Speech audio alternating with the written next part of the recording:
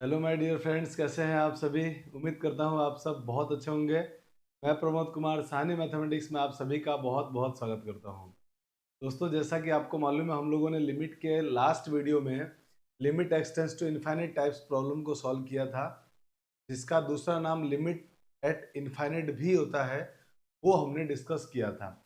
आज हम लोग उसी के अंदर आगे लिमिट एक्सटेंड्स टू इनफाइनाइट के प्रॉब्लम्स में ही कुछ अलग तरह के प्रॉब्लम जो सीरीज के क्वेश्चंस होते हैं ना, उनको डिस्कस करेंगे। कुछ सीरीज के क्वेश्चन करेंगे, कुछ अननोन वैल्यू बेस्ड प्रॉब्लम करेंगे, जिसमें हमें किसी कांस्टेंट की वैल्यू निकालनी होती है। तो आज की क्लास बहुत इंपॉर्टेंट होने वाली है, तो जरूर आप इस क्लास को एंड तक देखें। आपको समझ में आएगा, मजा आएगा और कॉन्सेप्ट्स क्लियर होंगे। ठीक है, तो चलिए स्टार्ट करते हैं आज की क्लास एक बेहतरीन से क्वेश्चन के साथ। और क्वेश्चन लिखा हुआ है आपके सामने, limit n tends to infinite, और एक सीरीज है और इस सीरीज की लिमिट आपको निकालनी है।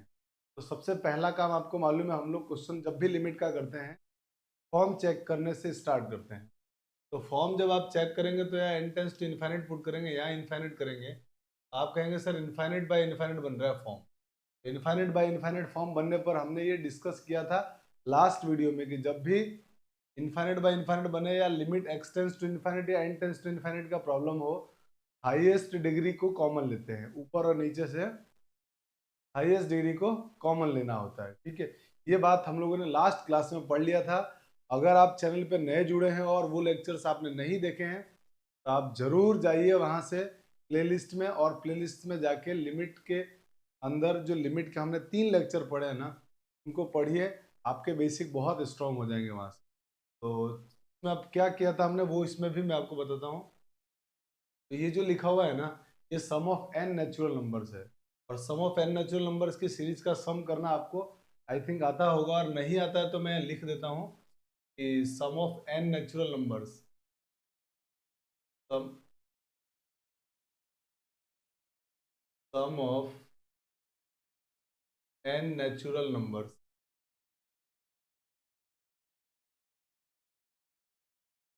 तो हम 1 + 2 + 3 plus dot dot dot dot n से रिप्रेजेंट करते हैं, और जब आप इसका सम निकालेंगे तो आएगा एन, n+1/2। इसी तरीके से ये तो पहला हो गया। टाइप से जब दूसरा आप sum of n natural number का square, sum of square of n natural numbers लाएंगे, तो वो होता है 1² + 2² + 3² plus dot dot plus n square, और ये आता है हमारे पास एन, n+1, 2n+1/6। इन पूरे का सम ये होता है। सेम ऐसे ही sum of cube of n natural numbers,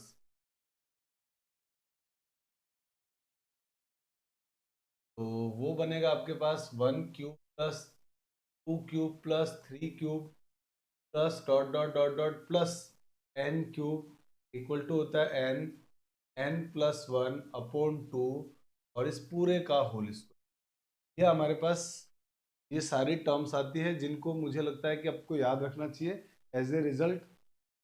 और इन सारी बातों का प्रूफ हम लोग मैथमेटिकल इंडक्शन में पढ़ते हैं। ठीक है, तो अभी तो हम इसको just as a formula use करेंगे। तो हमारे पास जैसे प्रॉब्लम जो है ना हमारा, वो प्रॉब्लम में हमारे पास क्या लिखा हुआ है, sum of n natural limit n tends to infinite. जब आप ऊपर वाले का सम करेंगे तो ऊपर वाले का सम आ जाएगा एन, n+1 डिवाइडेड बाय 2, और अपॉन में इसके एन स्क्वायर। अब आपको दिख रहा है ये 2 तो नीचे आ जाएगा, और आपको मालूम है कि इनफाइनाइट बाय इनफाइनाइट बन रहा है, ये n tends to infinite type problem से। तो हम क्या करेंगे, हाईएस्ट डिग्री को कॉमन लेंगे। तो मैं ऊपर से एक काम करता हूँ, एन को कॉमन ले लेता हूँ। ये मेरे पास बन जाएगा limit n tends to infinite. N जब मैं कॉमन लूंगा तो बाहर आके एन स्क्वायर हो जाएगा, और यहाँ बचेगा 1+1/n अपॉन 2n²। अब आपको दिख रहा होगा एन स्क्वायर, ये एन स्क्वायर कैंसिल हो जाएंगे। क्या बचा पूरी कहानी में, यहाँ बचेगा limit n tends to infinite और 1+1/n अपॉन 2। अब आप इस n की जगह इनफाइनाइट पुट कर दो, तो जैसे इस n की जगह आप इनफाइनाइट पुट करेंगे तो 1/इनफाइनाइट क्या बन जाएगा, 0। आपका आंसर आ जाएगा 1 + 0/2 मीन्स 1/2। ये हमारा इस लिमिट का आंसर, ठीक है, इस लिमिट का ये आंसर होगा। और अब आप इस लिमिट के डायरेक्ट आंसर, जब कभी भी limit n tends to infinite का और इस तरह की सीरीज का प्रॉब्लम आए, लास्ट वाले और फर्स्ट वाले को देखो आप, शॉर्टकट तरीका बता रहा हूँ। लास्ट और फर्स्ट वाले को देखिए आप, और लास्ट वाले फर्स्ट वाले को जब आप देखेंगे, आप बोलेंगे सर ऊपर नीचे की डिग्री के बीच में है ना एक का डिफरेंस, ऊपर वाले की डिग्री एक कम है और नीचे वाले की डिग्री ज्यादा है, लास्ट और फर्स्ट को देखा तो आंसर होता है सीधे 1 अपॉन इस नीचे वाले की डिग्री। नीचे वाले की डिग्री कितनी है 2, तो आपका आंसर कितना हो जाएगा 1। तो आप ऐसे प्रॉब्लम को डायरेक्ट शॉर्ट ट्रिक से भी कर सकते हैं ऑब्जेक्टिव क्वेश्चन के अंदर, ताकि डिस्क्रिप्टिव क्वेश्चन में आपको ऐसे करना है, और ये डिटेल मेथड आपको जरूर आना चाहिए। तो आंसर हो जाएगा इसका 1/। और अगर मान लो कि सर ऐसा हो जाए कभी, मान लीजिए इनके बीच के जो डिग्री का डिफरेंस है ना, अभी तो आपने बोला कि डिग्री के बीच का डिफरेंस अगर 1 है तो आंसर होगा 1 अपॉन नीचे वाले की डिग्री। अगर नीचे वाले और ऊपर वाले की डिग्री के बीच में एक से ज्यादा का डिफरेंस हो और नीचे वाले की डिग्री बड़ी हो, तो उस केस में आंसर होगा 0। इसमें आंसर 0 होगा, इस बात को ध्यान रखना है। और अगर मान लो ऐसा हो जाए कि ऊपर वाले की डिग्री बड़ी हो, डिफरेंस एक से ज्यादा हो, बट ऊपर वाले की डिग्री बड़ी हो, तो आंसर हो जाएगा इनफाइनाइट। वैसे भी आपको मालूम है, अगर आपने लास्ट लेक्चर को देखा है तो उसमें हमने पढ़ा था कि limit x tends to infinite के 3 ही आंसर आते हैं। या तो ऊपर नीचे की डिग्री अगर सेम है तो आंसर आता है highest coefficient of highest degree upon coefficient of highest degree, या अगर नीचे वाले की डिग्री बड़ी है तो आंसर 0 आता है, या फिर ऊपर वाले की डिग्री अगर बड़ी है तो आंसर इनफाइनाइट आता है। वही केस सेम यहाँ लग रहा है, मतलब ये क्वेश्चन वही है जो लास्ट लेक्चर में हमने पढ़ा था ना, x tends to infinite type problem है ये वही, और उसका सेकंड वर्जन है। सेकंड वर्जन मतलब सीरीज के प्रॉब्लम में हम इसका यूज कर रहे हैं, ठीक है, बाकी कोई चेंज नहीं है। ये हम इस तरह से इसके ट्रिक्स से ध्यान रख सकते हैं। अब आइए अगले प्रॉब्लम की तरफ। ये अगला प्रॉब्लम ये 14 था तो ये 15 रहा होगा, यहाँ पे 15 कर देते हैं, 15 नंबर। और यहाँ पे थोड़ा करेक्शन करके ये 22 नहीं है, 2 स्क्वायर है, ये 3 स्क्वायर है, ठीक है। मतलब पूरा क्वेश्चन है ना वो आपका ये है, limit n tends to infinite 1 square plus 2 square plus 3 square plus dot dot plus n square upon n cube, ये रहा है। अब आप बोलोगे ये तो sir sum of square of n natural number है, इसका सम का फॉर्मूला आप बोलोगे अभी यहाँ लिखा हुआ था n plus 1 2n plus 1 upon 6, ये स्क्वायर इसका है, ठीक है ना, थोड़ा सा अलग है।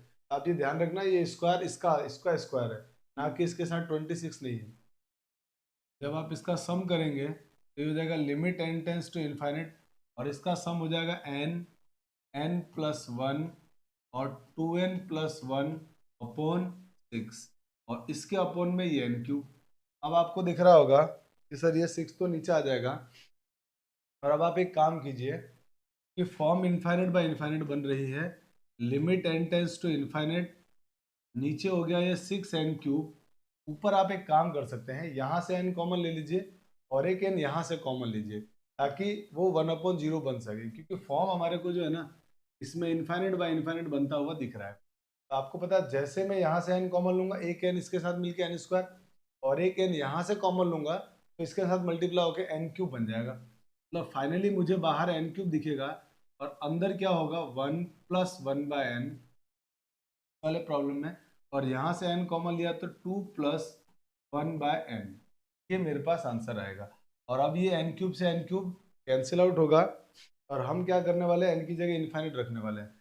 जैसे आप इनफाइनाइट रखोगे तो क्या बन जाएगा, ये 1 प्लस 0 इंटू लिमिट रख दिया इसलिए लिमिट अब नहीं आएगी, 2 plus 0 divided by 6, finally answer हो गया 2/6, इट मीन्स 1/, ये हमारा आंसर आया है। अब अगर ये आंसर आया तो इसको अगर शॉर्टकट तरीके से आप करना चाहते हो, तो शॉर्टकट तरीके से करने के लिए अब आप बोलोगे सर अभी आपने बताया था ना लास्ट वाले को देखो और इसको देखो, सीरीज का लास्ट टर्म देखो और ये देखो, दोनों के टर्म में डिफरेंस 1 का होना चाहिए, डिग्री के बीच में डिफरेंस कितने का होना चाहिए 1 का। आपको दिख रहा है डिग्री के बीच में डिफरेंस क्या है 1 का, तो आंसर होगा सीधा इसका ऊपर वाले की 1 अपॉन नीचे वाले की डिग्री। तो नीचे वाले की डिग्री कितनी है 3, तो आंसर हो गया 1 अपॉन नीचे वाले की डिग्री। सेम देखो आंसर 1/3 आ रहा है और यहाँ भी 1/3 आ रहा है। आई होप कि दोनों क्वेश्चन समझ में आए होंगे आपको। फटाफट से वीडियो को पॉज करके स्क्रीनशॉट ले लीजिए। चलो, तो आपने फटाफट से स्क्रीनशॉट ले लिया होगा वीडियो पॉज करके। अब आगे बढ़ते हैं अगले प्रॉब्लम की तरफ, और ये प्रॉब्लम आईआईटी में आया हुआ है। ये आईआईटी का क्वेश्चन है भाई साहब, और ये देखो कितना आराम से हम इसको बना सकते हैं। बहुत सिंपल है, ज़्यादा मुश्किल नहीं है। अगर आईआईटी का क्वेश्चन है तो पता होगा आपको ऑब्जेक्टिव क्वेश्चन रहा होगा। सीधे आंसर अब आप कहेंगे सर ये भी तो सीरीज का ही प्रॉब्लम है। आप इसको देख लीजिए और इसको देख लीजिए, इनकी दोनों के डिग्री के बीच में डिफरेंस कितने का है? दोनों के डिग्री के बीच में डिफरेंस कहेंगे आपकी सर 1 का है, और डिग्री के बीच में डिफरेंस 1 का है। तो अब तो सर आंसर डायरेक्ट लिख सकते हैं अपन 1 अपॉन नीचे वाले की डिग्री, यानी 101 101, ये हमारा आंसर होगा इस प्रॉब्लम।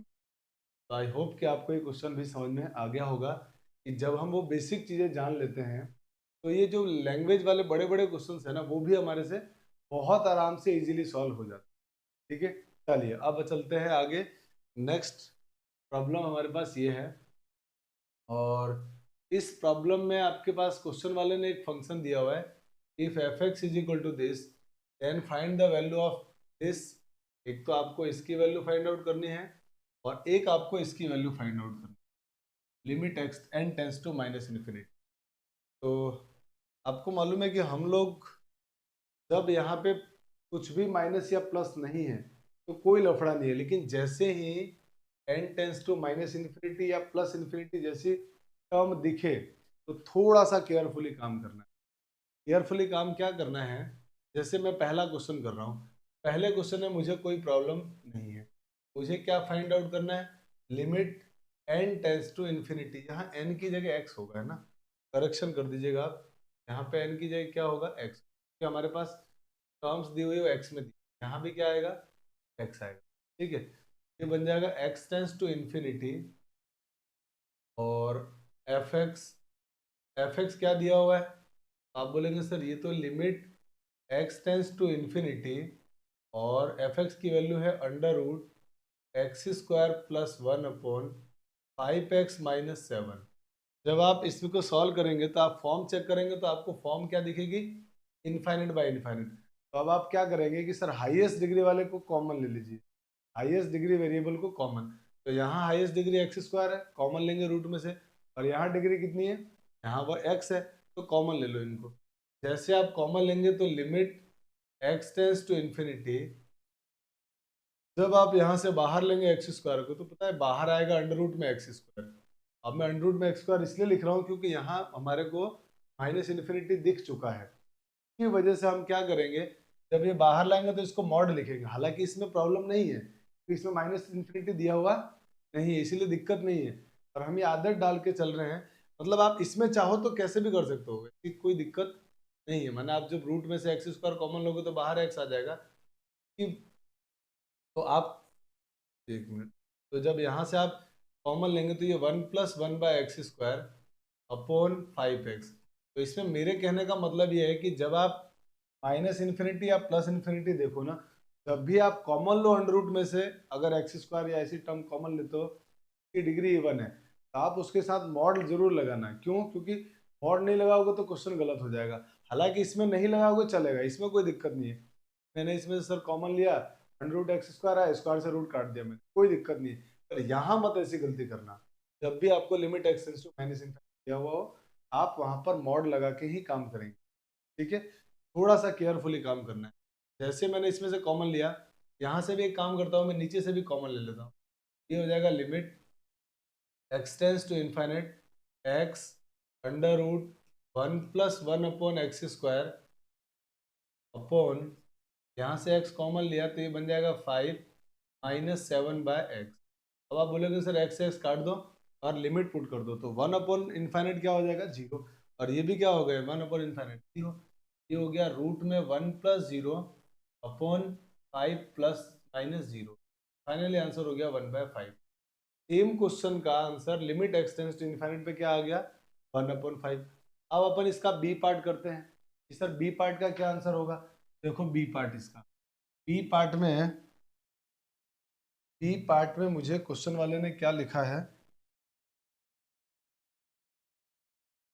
तो बी पार्ट में क्वेश्चन वाले ने मुझे लिखा है कि limit x tends to minus infinity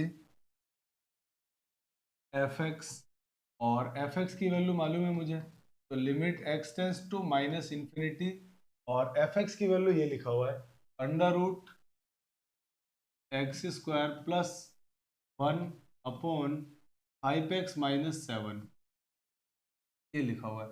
अब आप यहाँ से अंडर रूट में एक्स स्क्वायर जब कॉमन लेंगे ना तो क्या बनेगा, आप थोड़ा सा यहाँ पे ध्यान से समझना आप कि limit x tends to infinite, यहाँ जब आप कॉमन लो तो अंडर रूट एक्स स्क्वायर काटना मत, आप पहले एक बार ऐसे लिख लो, और अंदर क्या बचा, आप बोलोगे सर अंदर बचा 1+1/x square, highest degree common ले रहे हैं, हम वही कर रहे हैं, बस x tends to minus infinite की वजह से हम अंडर रूट के साथ लिख रहे हैं एक बार, फिर इसमें से मैंने एक्स कॉमन लिया, तो यहाँ क्या बचेगा, यहाँ बचेगा 5-7/x, क्योंकि मुझे मालूम है कि जो अंडर रूट एक्स स्क्वायर होता है ना, इसी को हम लोग मॉड एक्स बोलते हैं, और mod x minus plus x के नेगेटिव पॉजिटिव होने पे डिफरेंस होता है उसका, डिफरेंट मतलब अलग होता है, तो इसको हम क्या करेंगे, तो हम लिख देंगे यहाँ पे माइनस इन्फिनिटी,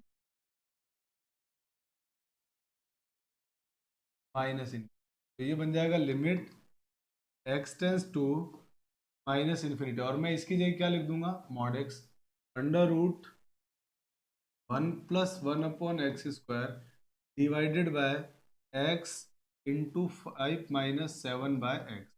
अब क्योंकि x मेरा नेगेटिव की तरफ टेंड कर रहा है, x नेगेटिव की तरफ टेंड कर रहा है, तो मॉड x भी क्या बन जाएगा, माइनस एक्स बनेगा, ये x कैसा है, नेगेटिव, तो x नेगेटिव है तो नेगेटिव टर्म का मॉड भी क्या आएगा, नेगेटिव, माइनस में आ जाएगा, ये हो जाएगा limit x tends to infinity minus infinity, कि x नेगेटिव को टेंड कर रहा है इसीलिए मॉड x क्या हो जाएगा, माइनस एक्स अंडर रूट में 1+1/x² divided by x into 5-7/x, ये x से x कट जाएगा, और अब आप जैसे लिमिट पुट करेंगे ये minus under root 1+0/5-0, it means जो आपका आंसर आएगा वो आएगा -1/।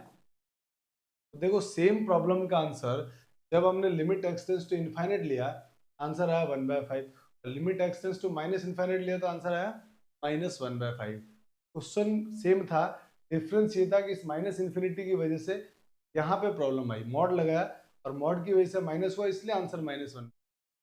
तो जब भी आपको एग्जाम में ये सारी चीजें दिखने ना, ये टर्म्स, आप थोड़ा केयरफुली काम करना, एकदम शांति से सोचना कि मुझे कहीं गलती ना हो जाए, ठीक है। तो आई होप कि समझ में आया होगा आपको, ये स्क्रीनशॉट ले लीजिए फटाफट इसका।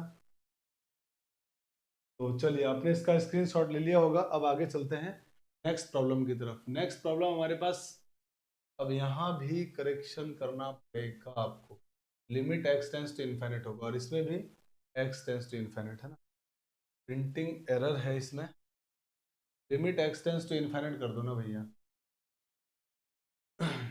क्योंकि एक्स की टर्म्स दे रखी है।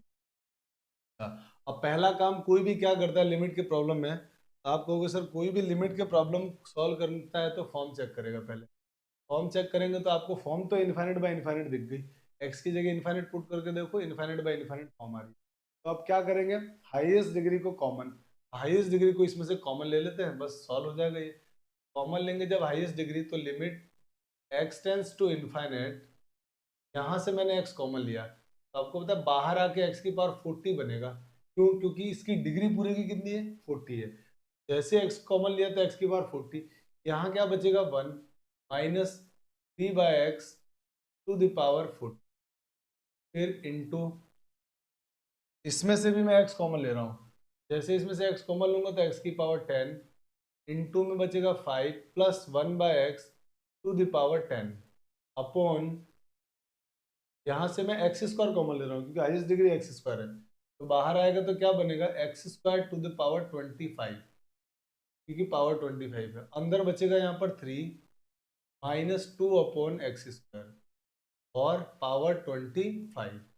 अब आप आगे एक स्टेप और सॉल्व करिए, जब आप इसको सॉल्व करेंगे तो ये बन जाएगा limit x tends to infinite x की पावर 40 और x की पावर 10 जब आप मल्टीप्लाई करेंगे तो आप कहेंगे कि सर बेस से में तो पावर ऐड हो जाएगी, तो ये तो बन जाएगा x की पावर 50 और इनटू में 1 माइनस 3 अपॉन x की होल पावर 40 इनटू में 5 प्लस 1 बाय एक्स की पावर 10 डिवाइडेड बाय, ये पावर मल्टीप्लाई हो जाएंगी, x की पावर हो जाएगा ये भी 50 into 3 minus 2 upon x square to the power 25, ये दोनों हो गए कैंसिल।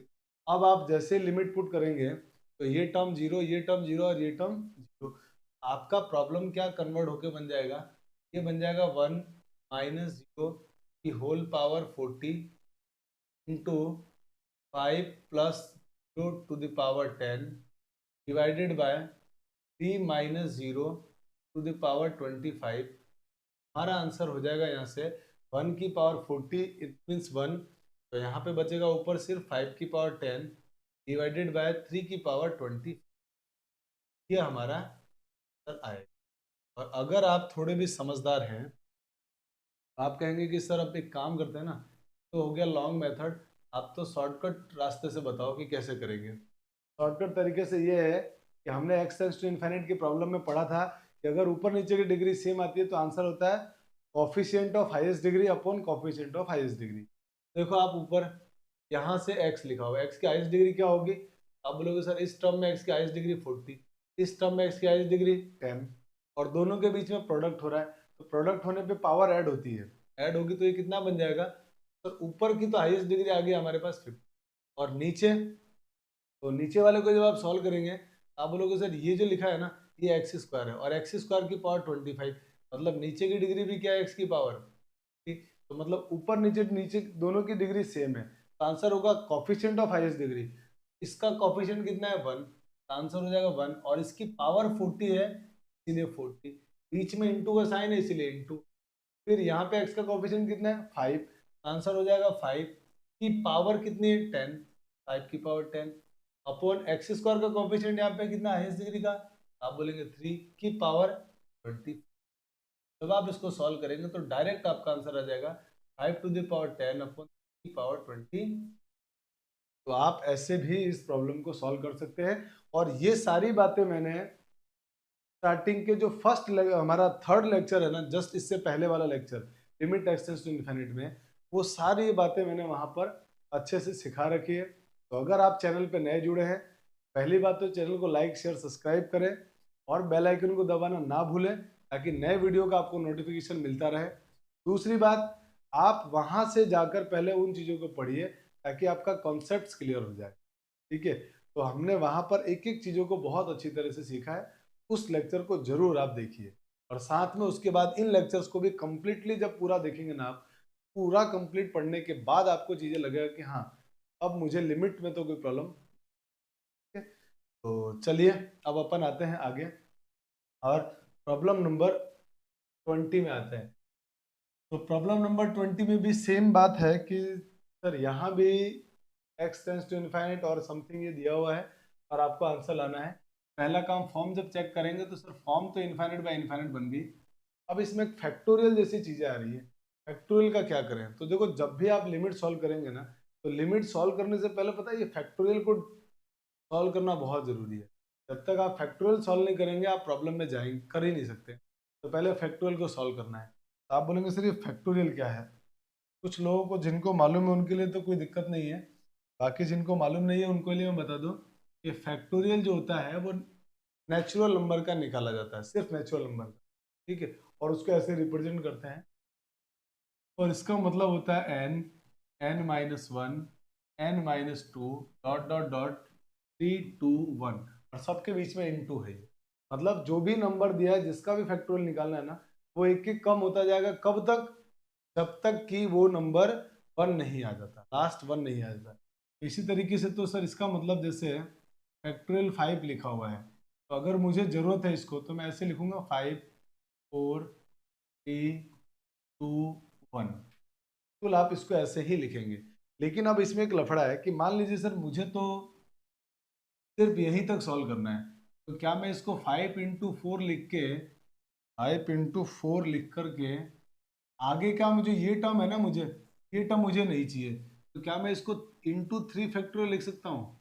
बिल्कुल लिख सकते हैं आप, क्योंकि 3 फैक्टोरियल का मतलब यही तो होता है। तो जरूरत जितनी है ना उतना तक हम ओपन करेंगे और उसके बाद की टर्म को हम क्या लिख देंगे, फैक्टोरियल में लिख देंगे। जैसे मान लीजिए कभी 7 फैक्टोरियल लिखा हुआ आया और मुझे जरूरत है कि मुझे 5 तक की वैल्यू चाहिए, 5 तक ही इसको ओपन करना है, तो मैं क्या करूंगा, लिखूंगा 7 6 5। अब मुझे इसके बाद के नंबर नहीं चाहिए, तो मैं बाद के नंबर नहीं चाहिए तो उसके लिए क्या करूंगा, इसको इंटू करके फिर 4 फैक्टोरियल लगा के छोड़ दो। ठीक है, तो ये बात आपको समझ में आई। तो वही चीज का हम यहाँ पे यूज करते हैं, क्योंकि मुझे कैसे भी करके पहले क्या सॉल्व करना है, factorial. Limit x tends to infinite, मैं पहले इसको ओपन कर रहा हूँ एक एक करके, जो बड़ा होता है ना फैक्टोरियल में उसको ही ओपन करते हैं। 3x फैक्टोरियल और 3x+3 में बड़ा ऊपर वाला है, तो इसको मैं ओपन करता जाऊंगा। और कब तक ओपन करूंगा, जब तक कि मुझे 3x फैक्टोरियल ना आ जाए, क्योंकि 3x से फैक्टोरियल से 3x फैक्टोरियल कट जाएगा। तो ओपन करूंगा तो ये बन जाएगा 3x+3। आगे एक कम और करूंगा तो ये हो जाएगा 3x+2। फिर एक और कम करूंगा तो ये बन जाएगा 3x+1। अब इसके आगे की टर्म मुझे कोई जरूरत नहीं है, क्यों? क्योंकि मुझे दिख रहा है 3x फैक्टोरियल नीचे है। तो क्या आपको लगता है मैं आगे की टर्म के लिए ऐसा लिख दूं उसको कि अब आगे जो भी टर्म रहा होगा 3x ही रहा होगा, मुझे आगे की टर्म नहीं लिखनी है, तो नीचे 3x फैक्टोरियल लिखा हुआ है, मैंने 3x फैक्टोरियल लगा दिया और नीचे ये हो गया x+1 का होल क्यूब इंटू में 3x फैक्टोरियल। ये दोनों टर्म कैंसिल हो गए। अब आपका पूरी तरह से फैक्टोरियल वाली जो टर्म थी वो कैंसिल हो गई। और अब अगर आप देख पा रहे हो तो नीचे आपको दिख रहा होगा कि ऊपर सर आप जब इनको सॉल्व कर रहे हैं तो ऊपर वाले की डिग्री 3, आप चाहो तो इसको शॉर्ट ट्रिक से भी जा सकते हो। ऊपर वाले जो टर्म है ना का डिग्री 3, और नीचे x³ होने की वजह से नीचे वाले की डिग्री भी, चाहो तो आप x को कॉमन लेके करो, या अब आप बोल सकते हो कि सर अब तो मुझे समझ में आ गया है कि शॉर्ट ट्रिक्स कैसे लगानी है इसकी, ऊपर और नीचे की डिग्री सेम है तो आंसर हो जाएगा कॉफिशिएंट। तो इसका कॉफिशिएंट 3, बीच में इंटू का साइन है तो इंटू, इसका कॉफिशिएंट 3, इसका कॉफिशिएंट भी आप बोलोगे सर 3, और इधर इसका कॉफिशिएंट 1 और इसकी पावर 3 है तो इसलिए क्यूब लगा। तो आंसर आपका कितना हो गया फाइनली 27। तो ये आपका आंसर हो। चाहो तो आप एक्स कॉमन लेके निकालो तब भी यही आंसर है। आई होप कि ये भी आपको समझ में आया होगा। फटाफट से आप इसका स्क्रीनशॉट ले लीजिए, फिर हम आगे चलते हैं नेक्स्ट प्रॉब्लम की तरफ। और नेक्स्ट प्रॉब्लम सीरीज के कुछ ऐसे क्वेश्चंस हैं जिन क्वेश्चंस को कैसे सॉल्व करना चाहिए हम उनको जानते हैं। तो पहला काम तो वही है कि देखिए क्वेश्चन तो वही है, n टेंस टू इन्फिनिट वाला ही है, मतलब है तो इन्फिनिटी के ही प्रॉब्लम। अब इन प्रॉब्लम्स को सॉल्व करने के लिए सबसे पहले काम, इन दोनों टर्म के बीच में डिफरेंस देखिए आप कहेंगे सर डिफरेंस 1 का है, इनके बीच में भी डिफरेंस कितने का है, तो इसमें भी डिफरेंस 1 का, हर टर्म में 1 का डिफरेंस आ रहा है। तो ऐसे क्वेश्चन को सॉल्व करते हैं by partial fraction. Partial fraction, partial fraction लगाने के लिए हम क्या करेंगे, हम यहाँ पर डायरेक्ट थोड़ा सा पार्शियल फ्रैक्शन लगाने की तरफ चलते हैं। तो आप कहेंगे कि सर इनके बीच में डिफरेंस 1 का है, तो इनका पार्शियल फ्रैक्शन करने का तरीका ये होता है कि जैसे डिफरेंस अगर 1 का है ना, पार्शियल फ्रैक्शन होता है 1 अपॉन डिफरेंस, और ब्रैकेट में 1 upon small value minus 1 upon big value. ये हमारे पास पार्शियल फ्रैक्शन का तरीका होगा जब दो टर्म हो और डिफरेंस कांस्टेंट हो, सब में दो टर्म हो और डिफरेंस कांस्टेंट हो, तो अब हम ये तरीका लगाएंगे। वो टू टर्म्स, दो टर्म्स के लिए मेथड लगाने वाले हैं। तो डिफरेंस अभी आपको दिख रहा है 1, जब आप इनका पार्शियल फ्रैक्शन लगाएंगे तो 1 अपॉन डिफरेंस माने 1, फिर क्या लिखने वाले आप 1 अपॉन स्मॉल वैल्यू, तो 2 और 3 में स्मॉल कौन है 2, माइनस 1 अपॉन बिग वैल्यू तो 3। ये हो गया इसका पार्शियल फ्रैक्शन। इसका जब पार्शियल फ्रैक्शन करेंगे तो वही 1 upon difference, 1 upon small value minus 1 upon big value, plus आगे जब इसका करेंगे आप तो 1 अपॉन डिफरेंस 1, और 1 upon small value minus 1 upon big value, plus dot dot dot dot plus यहाँ भी सेम 1 अपॉन डिफरेंस और 1 upon small value n+1 minus 1 upon big value n+2, ये हमारे पास पूरा पार्शियल फ्रैक्शन बन गया। अब आप इसको भले सॉल्व करके देख लो, यही टर्म्स आएंगे। तो अब हम क्या करेंगे, limit n tends to infinite. अब आप कहेंगे कि सर जब आप इसको सॉल्व करेंगे ना तो क्या होगा, ये तो कांस्टेंट है 1/2 माइनस 1/3, इससे मल्टीप्लाई करने को इनको फर्क नहीं पड़ेगा, इधर भी कोई फर्क नहीं पड़ेगा, तो इनको ओपन कर दिया मैंने। 1/3 minus 1/4 plus 1/4 minus 1/5 plus dot dot dot plus 1/n+1 minus 1/n+2, ये हमारे पास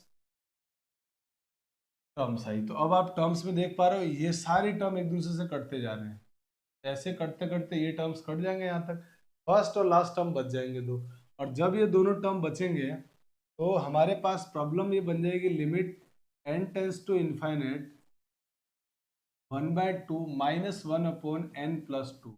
और अब आप जैसे ही n की जगह इनफाइनाइट पुट करेंगे ये पूरी टर्म जीरो, क्योंकि नीचे इनफाइनाइट आते हैं जीरो, हमारा आंसर आ गया 1/, सीधा हमारा आंसर आ गया 1/2 इसमें, कोई दिक्कत इसमें। तो ये हमारा आंसर हो गया। अब इसके अंदर भी शॉर्ट ट्रिक्स क्या है, इसमें भी आप ट्रिक क्या लगा सकते हो, जब भी ऐसा सीरीज का प्रॉब्लम आए तो आपका ट्रिक ये होता है, जब भी दो दो टर्म हो, दो टर्म्स हो, दो टर्म्स और कांस्टेंट सेम होना चाहिए। क्वेश्चन बस ये इस पैटर्न में होना चाहिए कि लिमिट टेंस टू इनफाइनाइट हो और हर टर्म का डिफरेंस सेम हो और दो टर्म्स हो, तो आपका आंसर होता है डिफरेंस का, इसका क्वेश्चन का 1/, डिफरेंस इनटू फर्स्ट टर्म या स्मॉल टर्म, ये हमारा आंसर होता है 1/, difference into first term. First term मतलब जो ये आ रही है ना वैल्यू, ये 2, आप इसको स्मॉल वैल्यू भी बोल सकते हो, फर्स्ट टर्म बोलो या small value,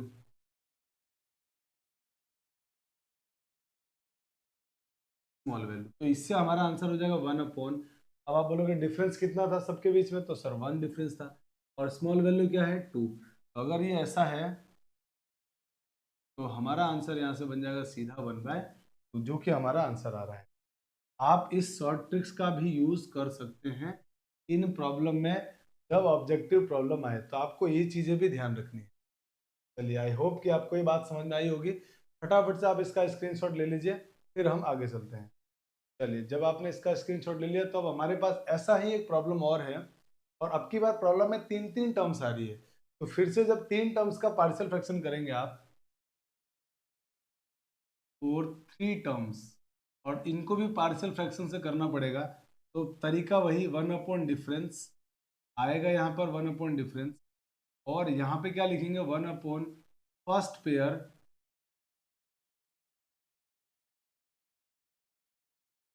minus 1/, last pair. अब ये फर्स्ट पेयर और लास्ट पेयर का क्या कॉन्सेप्ट है, इसको मैं जरा समझाता हूँ। देखिए, ये हम पार्शियल फ्रैक्शन करेंगे इस तरीके से। तो देखो आपके पास क्या लिखा हुआ है, limit n tends to infinite, और आप देखिए डिफरेंस कैसे देखेंगे आप, डिफरेंस फर्स्ट और लास्ट के बीच का देखते हैं, इनके बीच का डिफरेंस आप बोलेंगे कि सर 2 है, इसी तरह इनके बीच का डिफरेंस भी 2, इनके बीच का डिफरेंस भी 2, और लास्ट में इन दोनों के बीच का डिफरेंस देख रहे हैं वो भी 2। तो डिफरेंस हमेशा फर्स्ट और लास्ट का देख लिया, वो कांस्टेंट है।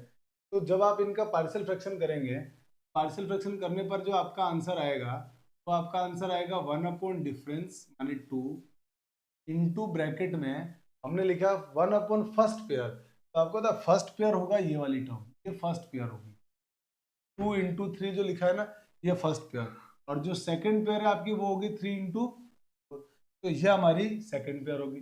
तो 1/, फर्स्ट पेयर का मतलब हुआ 2 × माइनस सेकंड पेयर का मतलब 1/3 ये होगा इसका पार्शियल फ्रैक्शन। इसको आप जब सिंप्लीफाई करेंगे तो यही सेम टर्म आएगी। सेम जब इसका पार्शियल फ्रैक्शन करेंगे तो 1/, डिफरेंस और 1/, फर्स्ट पेयर, तीन तीन चीजें होती है ना, तीन तीन वैल्यू दी हो, डिफरेंस सेम हो, तो हम उसको इस तरह से पार्शियल फ्रैक्शन, फर्स्ट पेयर तो हो गया 3 × 4, फिर -1/, सेकंड पेयर 4 × 5, ऐसे इसका जब पार्शियल फ्रैक्शन करेंगे तो 1/2, क्योंकि डिफरेंस 1/2 है, अपॉन फर्स्ट पेयर 4 × 5 -1/, 5 इंटू 6। इसी तरह से जब लास्ट वाले का आप जब करेंगे ना, तो लास्ट वाला क्या बनेगा, 1 अपॉन डिफरेंस माने 2, 1 अपॉन फर्स्ट पेयर माने n+1, n+2 minus 1 upon n+2 into n+3। ये टर्म्स हमारे पास फाइनली सॉल्व होने के बाद आएगी। और जब आप इसको सॉल्व करने के लिए आगे जाएंगे तो आप कहेंगे सर हर टर्म में देखिए 1/2 कॉमन आ रहा है, सब में से 1/2 कॉमन, और कांस्टेंट होने की वजह से लिमिट से बाहर, limit n tends to infinite. अब जो टर्म्स बची है ना, वो यहाँ बचा 1/2 इंटू 3 माइनस 1/3 इंटू 4, प्लस यहाँ बचेगा 1/3 into 4 minus 1/4 into 5 plus 1/4 into 5 minus 1/5 into 6 plus dot dot up to this term. तो 1/n+1 n+2 minus 1/n+2 into n+3,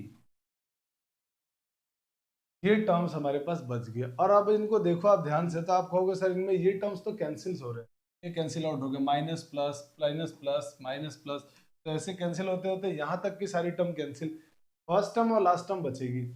first term और लास्ट टर्म जब बचेगी तो हमारा क्वेश्चन कन्वर्ट होके बन जाएगा 1/2 limit n tends to infinite 1/2 into 3 minus 1/n+2 into n+3।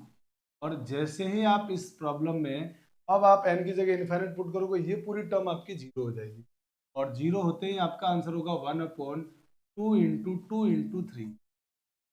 ठीक है, आंसर आ गया आपका 1/2 इंटू 3 6, 6 इंटू 2 12, तो आपका आंसर हो गया 1/12। अब आप कहोगे कि सर इसका भी कोई शॉर्टकट तरीका बता दो, ये मेथड तो समझ में आ गया, तो इसका शॉर्टकट तरीका ये है कि जब आपके पास ऐसे तीन तीन चीजें आए तो आंसर आपका सीधे होगा 1/डिफरेंस इंटू फर्स्ट पेयर। ये सारा जो शॉर्टकट तरीका हम लोगों ने बनाया ना, वो यहाँ से बनाया, क्योंकि मुझे मालूम है इसके बाद की टर्म जीरो होगी। हर सीरीज के प्रॉब्लम जब 2 इंटू 3 हो और डिफरेंस कांस्टेंट हो, तो ये टर्म तो जीरो बनेगी। मुझे यहाँ 1/डिफरेंस बाहर आता हुआ दिखेगा, और यहाँ पे फर्स्ट पेयर बचेगा हर बार, ये फर्स्ट वाला पेयर। तो इसीलिए हमने देखा कि जब हर बार इसी क्वेश्चन में बन ऐसे प्रॉब्लम में ये बन रहा है, तो क्यों ना इसको हम एज ए फॉर्मूला यूज करें। जब ऑब्जेक्टिव प्रॉब्लम आए तो हम 1/डिफरेंस इंटू फर्स्ट पेयर लिख देंगे सीधा, और इससे सीधा हमारे पास ऐसे बड़े से क्वेश्चन का आंसर आ जाएगा। तो आई होप कि आपको इसमें दो चीजें ध्यान रखनी है कि जब तीन तीन ब्रैकेट दे और आपको ऐसे पार्शियल फ्रैक्शन करना पड़े, तो आप पार्शियल फ्रैक्शन में ये तरीका यूज कर सकते हैं, और इस मेथड से आप पार्शियल फ्रैक्शन निकाल सकते हैं कि one by difference one by first pair minus one by last pair ऐसे। और ट्रिक यूज करेंगे डायरेक्ट लिमिट लाने के लिए, तो one by difference into first pair. I hope कि ये समझ में आया होगा आपको। फटाफट से इसकी स्क्रीनशॉट ले लीजिए, फिर हम आगे चलते हैं। चलिए, तो आपने स्क्रीनशॉट ले लिया होगा। अब हम आगे आते हैं कुछ प्रॉब्लम जो अननोन वैल्यू बेस्ड प्रॉब्लम होते हैं, जिनमें आपको कुछ कांस्टेंट की वैल्यूज निकालनी होती है। उन प्रॉब्लम को कैसे सॉल्व करते हैं, तो जैसे आपके पास क्वेश्चन दिख रहा होगा, इसमें लिखा हुआ find the value of A B C. आपको ए बी सी की वैल्यू फाइंड आउट करनी है, और क्वेश्चन में लिखा हुआ यहाँ पर x टेंस टू इनफाइनाइट होगा, x टेंस टू 0, और ये देके आपको आंसर लाना है। ठीक है, तो चलिए आइए इस क्वेश्चन को सॉल्व करते हैं।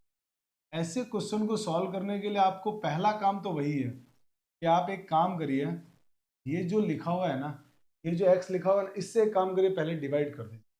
तो x से जब जैसे आप डिवाइड करेंगे तो इसमें डिवाइड होगा तो x बचेगा, और इसमें डिवाइड करेंगे तो क्या बनेगा, b प्लस सी बाय एक्स और इक्वल टू 1।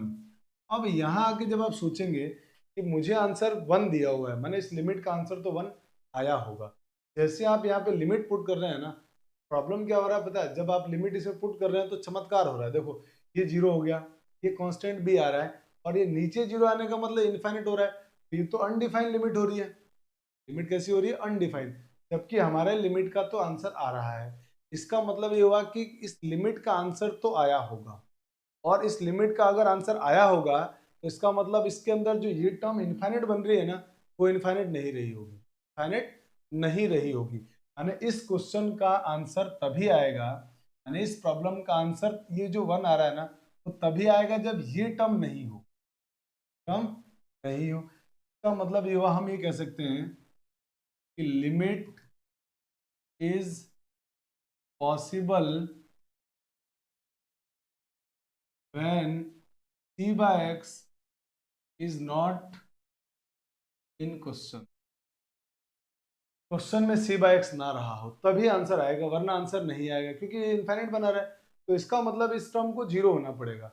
अब आप सोचोगे कि इस टर्म को जीरो होने के लिए क्या किया जाए, तो इस टर्म को जीरो होने के लिए डेफिनेटली हमारे पास आंसर मिल गया कि सर एक काम करो ना, इस c को बोल दो कि जीरो है, तो कितना बोल दो, जीरो। जैसे आप जीरो लिखोगे टर्म पूरी गायब हो जाएगी। इसका मतलब यहाँ से मुझे एक बात तो पक्का मिल गया, ये तभी पॉसिबल है जब सी क्या रहा हो, जीरो। तो एक आंसर तो आ गया, सी की वैल्यू जीरो। अब सर बाकी के आंसर, बाकी के आंसर में प्रॉब्लम क्या बचा? आप बोलोगे सर प्रॉब्लम हमारा अब ये बच गया है, x tends to zero ax plus B is equal to 1। अब पूरा क्वेश्चन मेरा ये बन गया। अब मैं एक काम करता हूँ, क्योंकि मुझे कांस्टेंट की वैल्यू निकालनी है। अब मैं आराम से यहाँ x की जगह जीरो, x की जगह जीरो पुट कर रहा हूँ। ये बन जाएगा a into zero plus B equal to 1। It means ये तो हो गया टर्म जीरो, और मुझे b की वैल्यू क्या मिल गई, 1। सर b की वैल्यू भी आ गई। अब आप बताओ a क्या होगा? आप जरा यहाँ पे सोचो कि मैं a की वैल्यू कुछ भी पुट कर रहा हूँ, जैसे मैंने 4 पुट किया तब भी b का आंसर 1, मैंने 5 पुट किया तब भी b का आंसर 1, कुछ भी वैल्यू पुट कर दूं मैं, आंसर कितना आएगा, b का 1। क्योंकि आप कोई भी वैल्यू यहाँ पे a की वैल्यू पुट करो, जैसे आप कोई भी वैल्यू यहाँ पुट करोगे a की है, तो ये टर्म तो जीरो से मल्टीप्लाई होकर जीरो होनी है, मैंने a कुछ भी हो सकता है। a is any value, any real value, any real value. और अगर ये एनी रियल वैल्यू होगा का मतलब a बिलोंग्स टू r हो गया। ये आप कोई भी रियल नंबर ले लो, वो तो आया ही जीरो बनने के लिए, कुछ भी ले लो आप। तो जब आपने इसको सॉल्व किया तो आपके पास तीनों आंसर क्या आ गया फाइनली? आप बोलोगे सर आंसर आया a belongs to r, b is equal to 1 and c is equal to zero. तो ये हमारा आंसर आया। तो इस तरह से प्रॉब्लम्स को सोचा जाता है जब अननोन वैल्यू बेस्ड प्रॉब्लम आते हैं। ठीक है, चलिए अब एक क्वेश्चन, इसको स्क्रीनशॉट ले लीजिए आप फटाफट, फिर अपन आगे चलते हैं। चलो, तो आई होप कि आपने स्क्रीनशॉट ले लिया होगा। अब आते हैं आगे, अगले प्रॉब्लम को भी बड़े ध्यान से समझ। क्वेश्चन वाला कह रहा है कि limit n tends to infinite, यहाँ भी n की जगह x कर दो भाई, ये होगा limit x tends to infinite x square plus 1 upon x plus 1 minus A x plus B equal to zero. Then find the value of a और बी। आपको ए और बी की वैल्यू फाइंड आउट करनी है। अब की बार जो क्वेश्चन है ना, वो limit x tends to infinite का है। आइए इसको सोचते हैं। Limit x tends to infinite, अगर limit x tends to infinite का प्रॉब्लम है ना, तो आप सबसे पहला काम ये कीजिए कि इसको एलसीएम वगैरह ले लीजिए। जब ऐसी टर्म दिखे तो एलसीएम एलसीएम लेके न्यूमरेटर और डिनोमिनेटर एक बार बना दीजिए आप। जैसे आप बनाएंगे तो ये बनेगा एक्स स्क्वायर प्लस 1, इस पूरी टर्म का इधर मल्टीप्लाई, ये हो जाएगा माइनस एक्स प्लस 1 इंटू में a x plus b upon x plus 1 equal to, ये हमारे को गिवन है कुछ। अब यहाँ से जरा एक काम करते हैं, इनका मल्टीप्लाई वगैरह करके थोड़ा सिंप्लीफाई करते हैं। तो limit x tends to infinite और एक्स स्क्वायर प्लस 1, अब इनका आपस में मल्टीप्लाई कर लेते हैं अपन। तो माइनस मल्टीप्लाई करोगे तो बन जाएगा a x square plus b x plus a x plus b upon x plus 1 equal to zero. और थोड़ा सॉल्व करते हैं। तो limit x tends to infinite, अब आपको इन दोनों में से एक्स स्क्वायर कॉमन आता हुआ दिखे, माइनस से मल्टीप्लाई कर दो और इनमें से एक्स स्क्वायर कॉमन आता हुआ दिख रहा है। एक्स स्क्वायर जैसे आप कॉमन लेंगे तो अंदर बचेगा आपको, आपके पास यहाँ 1 और यहाँ माइनस है, तो 1 माइनस ए इंटू एक्स स्क्वायर। एक्स की टर्म यहाँ से आएगी और साथ में माइनस को लेके आएगी, तो मैंने इसमें से एक्स कॉमन लिया, ये क्या बनेगा, minus A plus B into x. अब कांस्टेंट टर्म यहाँ बचेगा 1 और यहाँ आएगा माइनस का b। कांस्टेंट टर्म हो गया हमारा 1 माइनस अपॉन x प्लस 1 और इक्वल टू में आंसर कितना दिया हुआ है 0। अब हम आते हैं, अब पूरा क्वेश्चन हमारा न्यूमरेटर अपन डिनोमिनेटर कन्वर्ट हो गया है। तो limit x tends to infinite का जब प्रॉब्लम आए तो पहला काम तो आपको यही करना है कि न्यूमरेटर अपन डिनोमिनेटर बना लो। अब बनाने के बाद अब जरा सोचते, अब आप सोचोगे कि sir limit x tends to जो इनफाइनाइट होता है ना, इसके तो आंसर हमारे को 3 आते हैं। 3 आंसर क्या क्या आते हैं? अगर ऊपर नीचे वाले की डिग्री सेम है, अगर ऊपर नीचे की डिग्री सेम है तो आंसर होता था coefficient upon coefficient, coefficient of highest degree upon coefficient of highest degree. नीचे वाले की डिग्री बड़ी होती थी तो आंसर 0 आता था, और ऊपर वाले की डिग्री बड़ी होती तो इनफाइनाइट आता। तो अब आप देखिए कि इस लिमिट का आंसर आ क्या रहा है। आप कहेंगे सर लिमिट का आंसर तो आ रहा है 0, और अगर इस लिमिट का आंसर 0 आ रहा है तो मतलब हम लोग इस कैटेगरी में है। इस कैटेगरी में होने का मतलब ये है कि हमारे पास डिनोमिनेटर की डिग्री ज्यादा हो रही है, माने लिमिट एक्सटेंड्स टू इंफिनिटी का आंसर 0 है। इट मीन्स ये कह सकते हैं कि degree of numerator is less than degree of denominator, नीचे वाले की डिग्री बड़ी है। तो इसका मतलब इस प्रॉब्लम में नीचे वाले की डिग्री डेफिनेटली बड़ी रही होगी। अब डिग्री अगर नीचे वाले की डिग्री बड़ी रही होगी तो क्या होगा जरा सोचो।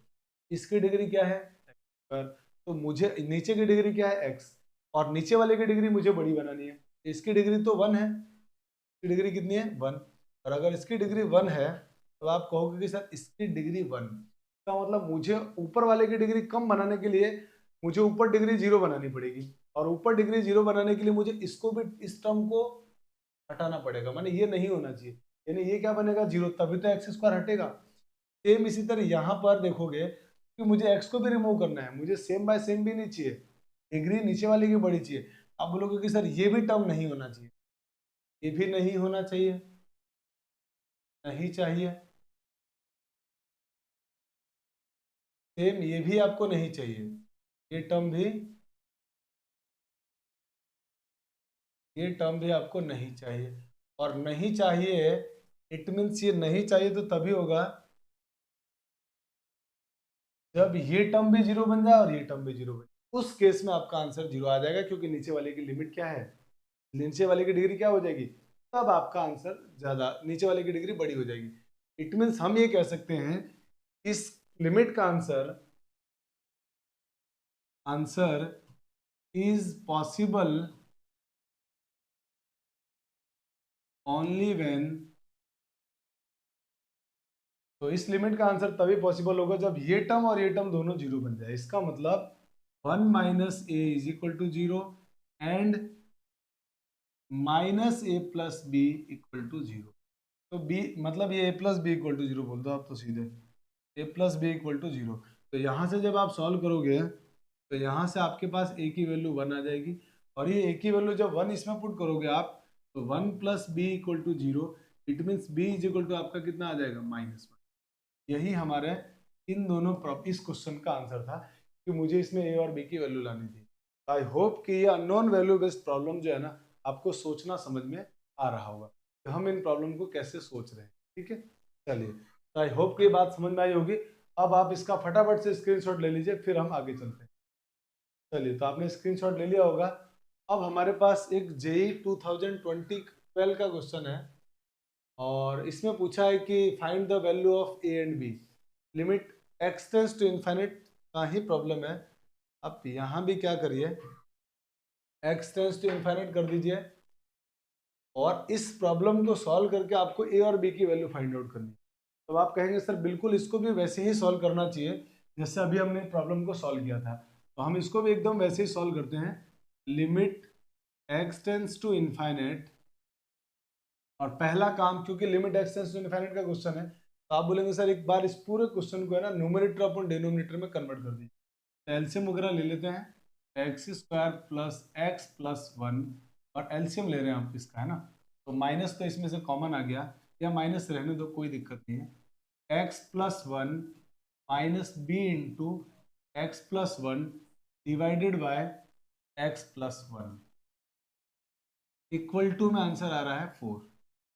अब इसको और सॉल्व करते हैं, तो ये बन जाएगा limit x tends to infinite, ये बन गया x square plus x plus 1, इसका मल्टीप्लाई करूंगा तो माइनस ए एक्स स्क्वायर माइनस का ए एक्स, इससे मल्टीप्लाई करेंगे तो minus B x minus B upon x plus 1 और इक्वल टू में 4। आई होप कि यहाँ तक की चीज़ें हमारी एकदम सही होगी, कैलकुलेशन अगर मिस्टेक नहीं है तो चलो ठीक है। तो अब यहाँ से बन जाएगा limit x tends to infinite. अब जरा इनको थोड़ा सा डिग्री जो सेम है उनको कॉमन ले लेते हैं, तो यहाँ से एक्स स्क्वायर कॉमन लिया तो 1 प्लस ए इंटू एक्स स्क्वायर, इसमें से और इसमें से एक्स कॉमन ले लिया तो 1 माइनस ए माइनस बी और ब्रैकेट में एक्स, फिर कांस्टेंट हम ढूंढते हैं यहाँ से 1 और यहाँ से माइनस बी, तो हो गया प्लस 1 माइनस बी और डिवाइडेड बाय एक्स प्लस 1 और इक्वल टू में 4। अब ये पूरी तरह से हमारे पास न्यूमरेटर और डिनोमिनेटर में कन्वर्ट हो चुका है। अब आप बोलोगे कि सर हमने पढ़ा है कि limit x tends to infinite के क्वेश्चन का आंसर 3 ही आंसर आते हैं। 3 ही आंसर क्या क्या आते हैं, या तो कोई न्यूमेरिकल वैल्यू आएगी, या आंसर 0 आएगा, या फिर इन्फिनिट आएगा। तो इस क्वेश्चन का आंसर ना तो 0 है ना इन्फिनिट है, कोई न्यूमेरिकल वैल्यू आ रहा है।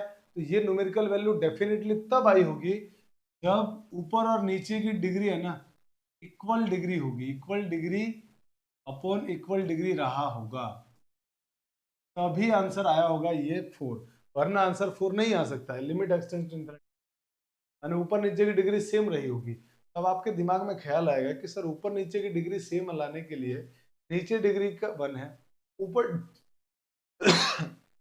ऊपर डिग्री 2 है, तो मैं इस डिग्री को 2 तो बना नहीं सकता, तो मुझे कैसे भी करके यहाँ डिग्री 1 लाने के लिए, क्योंकि ये डिग्री 1 है ये चेंज नहीं हो सकती, ऊपर चेंज कर सकता हूँ मैं।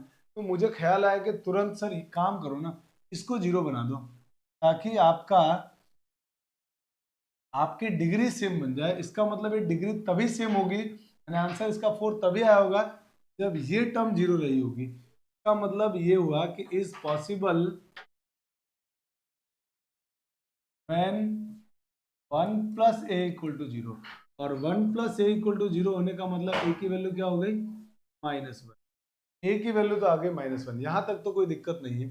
अब ये 0 होने के बाद जो हमारा पूरा क्वेश्चन बना वो बन गया limit x tends to infinite, और ये टर्म 0 कर दिया हमने, तो हमारे पास प्रॉब्लम होगी 1 माइनस ए माइनस बी इंटू एक्स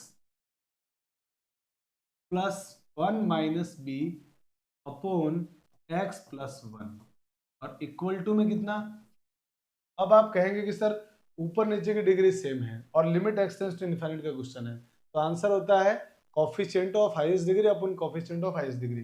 तो यहाँ पे हाईएस्ट डिग्री का कोफिशिएंट 1 माइनस ए माइनस बी, और नीचे क्या दिया हुआ है 1, तो नीचे आ गया 1 और इक्वल टू 4, बाकी सारी टर्म 0 हो गई।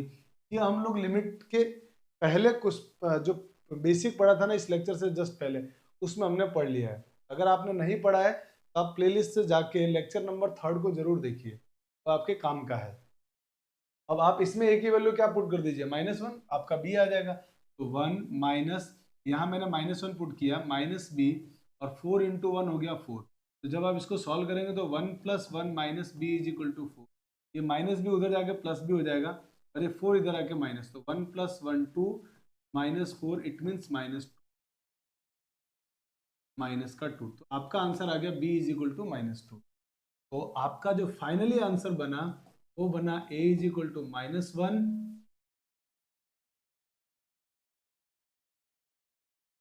प्रॉब्लम का आंसर था। तो इस तरह से जब भी अननोन वैल्यू बेस्ड प्रॉब्लम आते हैं ना, तो हम उन प्रॉब्लम को इस तरह से डिस्कस करते हैं, इस तरह से डील करते हैं, और बहुत आराम से सॉल्व हो जाता है। लेकिन उसके लिए आपको बेसिक कॉन्सेप्ट क्लियर होना बहुत जरूरी है, और मैंने जो भी पढ़ाया है उसमें पूरा बेसिक कॉन्सेप्ट, एक एक छोटी छोटी बातें जो लिमिट से होती है रिलेटेड, सब मैंने डिस्कस कर रखा है। तो आप पूरे लेक्चर्स को देखेंगे तो उसके बाद आपका पूरा कॉन्सेप्ट क्लियर हो जाएगा। ठीक है, चलिए तो आप एक बार इसका स्क्रीनशॉट ले लीजिए। आई होप कि आपने स्क्रीनशॉट ले लिया होगा। आज के इस लेक्चर में हम लोग इतना ही पढ़ने वाले हैं, और आई होप कि आपको ये सारी चीज़ें समझ में आ रही होगी। आप कमेंट करके मुझे ज़रूर बताना है कि आपको ये लेक्चर कैसे लग रहे हैं, क्या इसमें सुधार की गुंजाइश है।